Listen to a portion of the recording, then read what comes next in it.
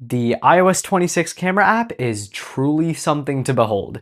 Stop me if you've heard this one before. If you know the backstory, then skip to this timestamp. So in iOS 26, Apple has redesigned the camera app, putting a greater focus on simplicity, which means that the only two camera modes that are immediately visible are photo and video. Because let's be honest, you're only taking photos and videos 95% of the time. Now, at first glance, it doesn't look like there are any other modes accessible, but if you swipe on this bar, then you can get to all of the modes that were previously available. Absolute no-brainer idea. It makes so much sense, and many people thought so. I am a huge proponent of the change, and it puts the camera app in iOS 18 to shame. Now, from iOS 26 Beta 1 to Beta 3, when you were to go and swipe between these modes, this is how it would look like. Pay attention to how the tab bar moves as I move my finger from left to right. Then iOS 26 Beta 4 came out, and yeah, the directions reversed. And with this change came completely mixed reviews. There were some people that said, oh yeah, this is fine, makes total sense, I see why they did it. And there were other people that said, what has this world come to? This is the fall of our society as we know it. So Apple heard people's cries, and in iOS 26 Beta 5, they added a tiny little toggle to reverse the change. Which is awesome, and I'm happy about it.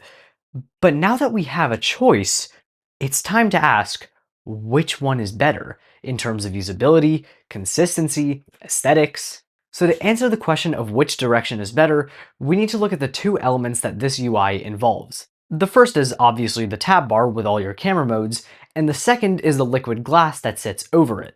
So from Beta 1 through Beta 3, the main element being moved was the tab bar, and the glass that sat over the tab bar stayed completely still. In Beta 4, by contrast, the main element being moved is the glass.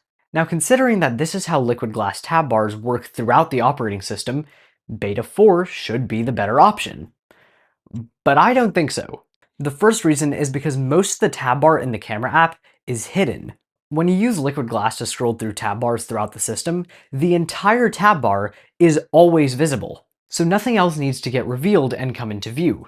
But in the camera app, parts of the tab bar need to come into view, and so the tab bar, along with the glass, also needs to move. So the fact that both the glass and the tab bar are moving at the same time in different directions is making my brain have a kernel panic. And to add on to this, scrolling speeds aren't constant when you're moving throughout the tab bar, because for some reason this is one of the only parts of liquid glass that relies on haptics.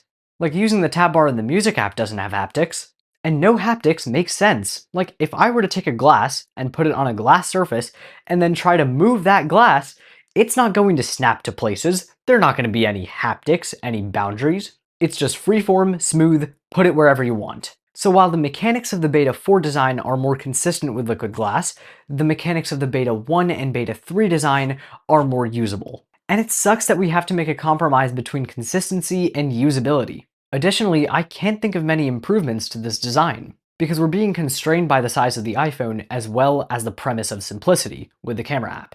The only suggestion I can think of is just ditch the haptics. It doesn't make the camera app any more pleasant to use. So I want to hear your thoughts. Which design do you prefer and why?